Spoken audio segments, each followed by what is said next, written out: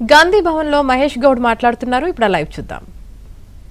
మాట్లాడుకున్న మాత్రాన 10 ఏళ్ల పాలన, 10 ఏళ్ల పాపాలు, 10 ఏళ్ల లీకేజీల పర్వం, 10 ఏళ్ల ఆత్మహత్యలు ఇవేవి కూడా ప్రజల మధ్య నుంచి పోవు.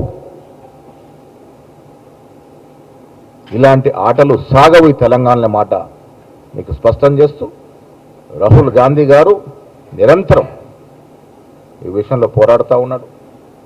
కేంద్ర ప్రభుత్వం, మోడీ ప్రభుత్వం ఎంత మొండికేసినా వారు దిగొచ్చే వరకు ఈ పోరాటం సాగుద్ది. దాంట్లో భాగంగా అన్ని జిల్లాల్లో ఇవాళ రాహుల్ గాంధీ గారు నిన్న చేసిన విధంగా క్యాండిల్ లైట్ సాలిడారిటీ కార్యక్రమాలు ఉంటాయి.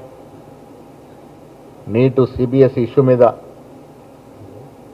ఢిల్లీలో విద్యార్థుల మీద జరిగిన లాఠీ చార్జ్ దేశ చరిత్రలో ఇంత ఘోరమైనటువంటి లాఠీ చార్జ్. విద్యార్థినుల మీద, మహిళల మీద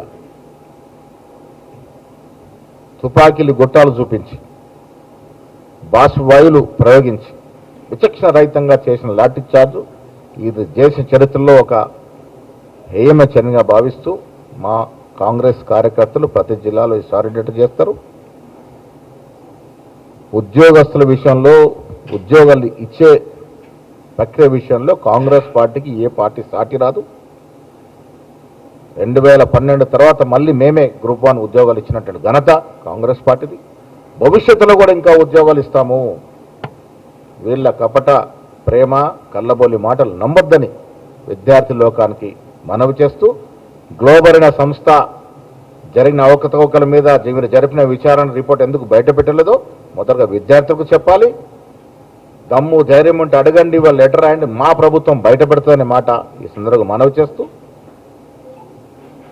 విద్యార్థుల యొక్క కష్ట సుఖాల్లో కాంగ్రెస్ పార్టీ, మా నాయకుడు రాహుల్ గాంధీ ఖర్గే ఆదేశాల మేరకు మేము ఆ కష్ట సుఖాల్లో మమేకమై పాలు పంచుకుంటామన్నమాట చెప్తా ఉన్నాం.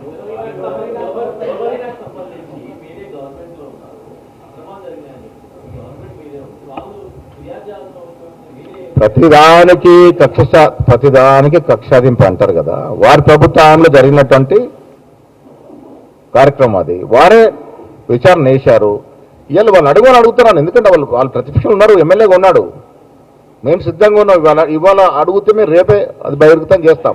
మా ప్రభుత్వం అడగమనండి, మీ ద్వారా మమ్మల్ని అడగమనండి.